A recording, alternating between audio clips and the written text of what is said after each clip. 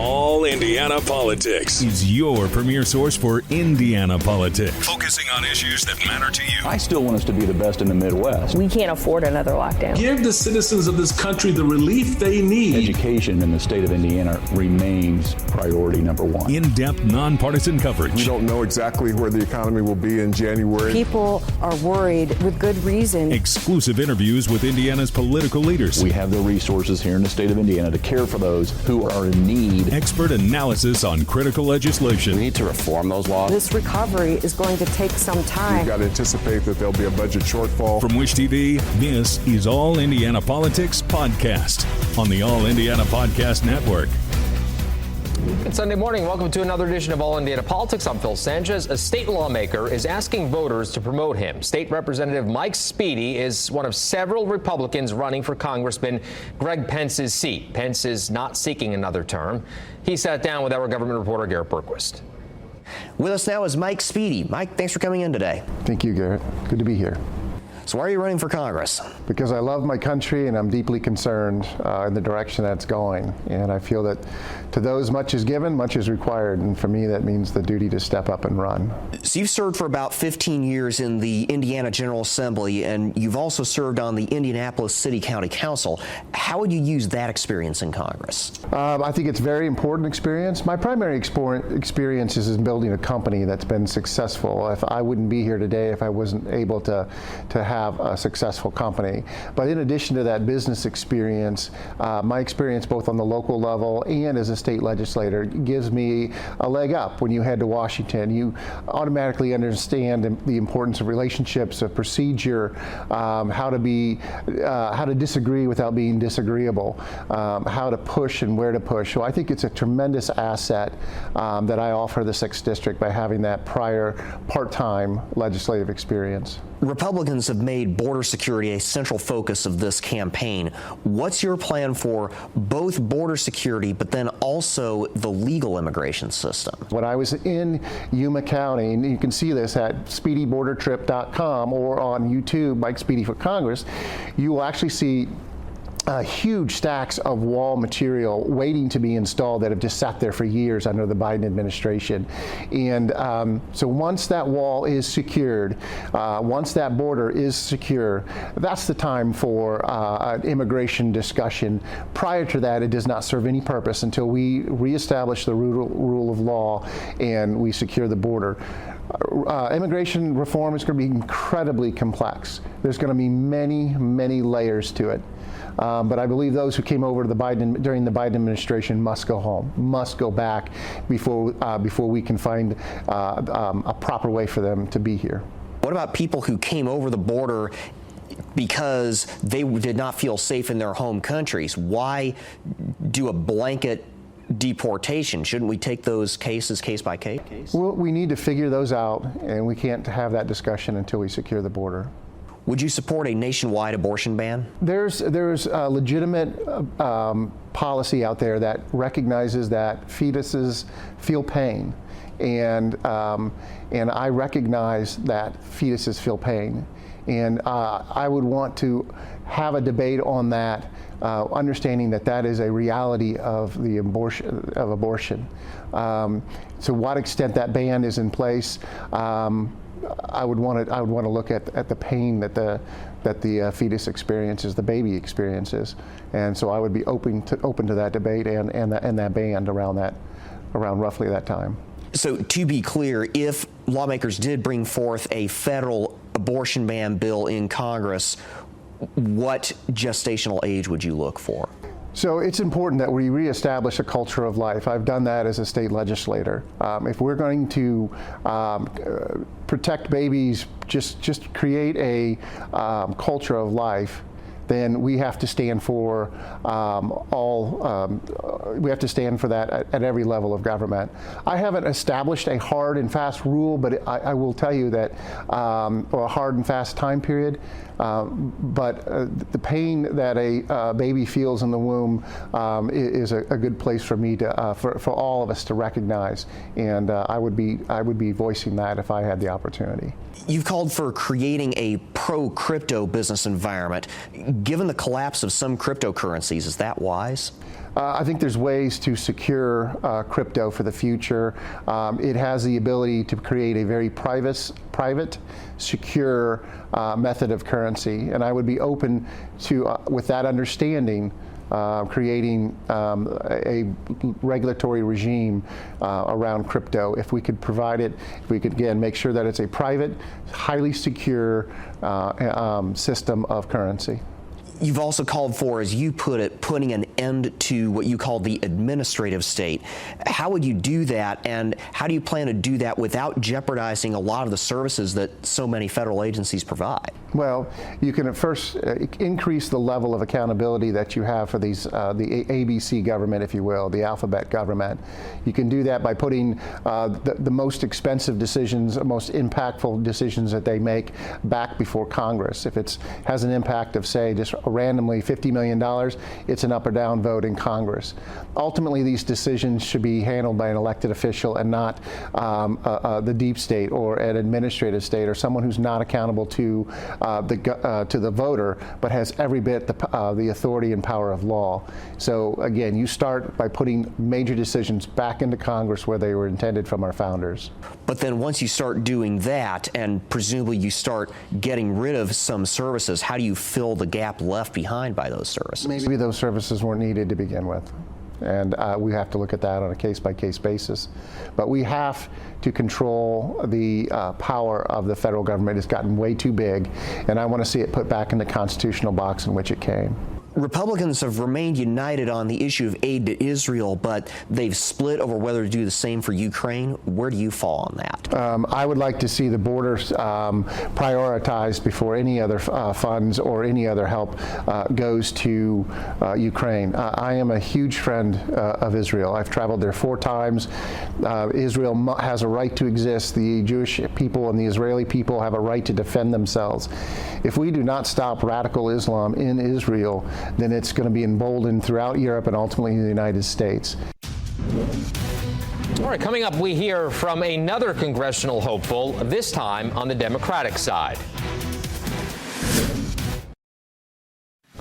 Welcome back. 2 Democrats are running for Republican Congresswoman Victoria Spartz's seat. Last week, we heard from one of them, Deborah Pickett. This week, our Garrett Bergquist sits down with the other Democrat in the race, Ryan Finnegar. He's a tech entrepreneur who lives in Carmel. With us now is Ryan Finnegar. Ryan, thanks for coming in today. Thanks for having me. Why are you running for Congress? It's a good question. I'm running for Congress because I want to ensure that our children have as many rights, if not more, growing up than we did. And I think the way things are going in our country, that's not a given, and it should be. For the last 250 years in America, we have been in the business of securing rights for the people. And I will stand firmly against anyone or anything trying to take those rights away. I believe that women should be able to make their own health care decisions, free from government interference. I believe that seniors should be able to retire with the Social Security benefits that they paid into their entire career, not taken away by the brushstroke of some politician in Washington, D.C., too uncreative to figure out a better solution. I believe, and I'm running for office because I think every child in the 5th District and in the state of Indiana deserves a world-class education that prepares them for the workplace of tomorrow or for higher education or vocational training or for whatever they go on to do. You've called for reversing the impact of the Dobbs decision on abortion access. Would you support federal legislation to protect access to abortion services? 100% I would. I think that I believe, and as my wife likes to remind me, that every woman in this state, in the 5th District, in this country for that matter, is infinitely more capable of making their own health care decisions than some bureaucrat or politician in Washington or at the State House or sitting on a bench somewhere. And so I happen to believe that the Dobbs decision shattered women's ability to make their own health care decisions. And absolutely, if I'm elected, not only will I fight to reverse that, but I will absolutely fight to codify it into law. Now, further, I do believe that if we want to talk about life in this country, that there are some other areas that we really ought to be focusing on. For example, maternal mortality and infant mortality. On your website, you say Congress should support policies that foster economic stability and invest in training that will support high-wage jobs, and you alluded to that earlier. What are some specific examples of policies to that end that you would support? So I happen to believe that we have a once-in-a-generation opportunity here in the district to rebuild our small towns and our middle class. And I largely on the back of the resurgence of American manufacturing and the onshoring of supply chains back not only to America, but as we've seen Indiana already starting to be a big beneficiary of stuff from the CHIPS Act and some of these other things. Now, in order for us to continue to attract the world-class companies that we want to have here, I think we need to invest in workforce training and in education and generally in making sure that our folks are prepared to meet the challenges that those types of jobs of tomorrow require. What's your plan for dealing with the crisis at the southern border and the simultaneous crisis with our legal immigration system? We clearly have an issue at the southern border. We need to make sure that our borders are safe and secure and that we keep out dangerous weapons and drugs and people who wish to do us harm. Now, the other side likes to talk about a border wall. They seem to be fixated on a physical structure. I'm an engineer. I happen to believe in the right tool for the job. And so to that end, I believe that there are lots of different technologies that perhaps might be more effective. I also happen to believe, and statistics would show, that a lot of the drugs flowing into our country come through our ports of entry and our points of entry. And so to the extent that we can improve the technology and the screening there, hopefully we can serve to reduce some of the inflow of those dangerous drugs. What about the legal immigration system? So as far as legal immigration goes, I fully support a robust guest worker program. I fully support things like increased quotas for H-1Bs and other skilled workers. I fully believe that if we are going to attract the best and the brightest in the world as it relates to the skilled workers stuff, that we need to make sure after we educate these folks that we figure out a way to keep them in America so they can build their businesses and they can generate positive outcomes from their ideas right here in this country. You said you want a Medicare for all option. How would you pay for it? Medicare for all who want to use it, a low-cost health care insurance plan that is run by a nonprofit-seeking entity, is vital to make sure not only that Americans are covered and they don't go broke by getting sick, but I'm also firmly in favor of people who want to keep the private insurance that they have. Now, I also happen to believe that there are a lot of things going on in our healthcare system, and this indirectly answers your question, but I actually think it's a big part of the answer. I think there's a lot of stuff going on in our healthcare system today that conspire to raise all of our prices. So we have lots of hospital groups who are consistently buying up physician practices, eliminating choice and raising price. We have insurance companies who consistently and continue to vertically integrate, whether they're buying pharmacies or benefits managers in the name of cost savings, yet none of those savings get passed along to us. And so I think a big way that we pay for that is to help try to increase competition in the healthcare system and drive the cost of delivery down. Would you support continued foreign aid for Israel?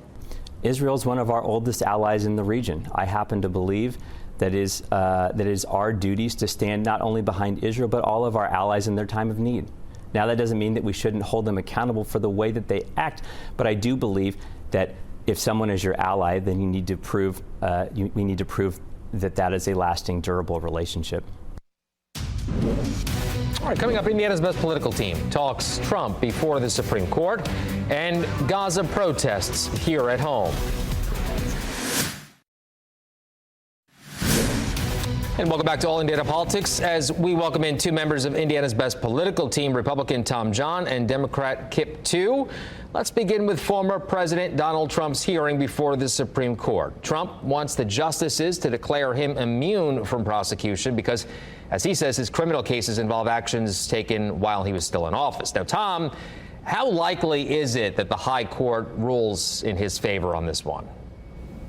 Well, I think it's pretty unlikely they rule completely in his favor. The problem is he doesn't need them to rule in his favor. They just need to not completely rule against him. And in this case, I think the most likely outcome is you're going to see the court tell the lower courts, you haven't given us enough information, enough facts, and it's going to go back down, which will kick it out past the election. And that's a win for Donald Trump, regardless of what the final ruling would be, if it even is not declared moot at that point. Kip, I'll let you weigh in on this one as well, but also how important is this case in terms of, the broader precedent that it could set? Well, to address the case real quick, I did have the opportunity Thursday to listen to some of it. I can't say I listened to all of it, but I came away with pretty close to the same analysis that Tom gave you. It looks like a majority of the justices are looking for a distinction between official acts and non-official acts.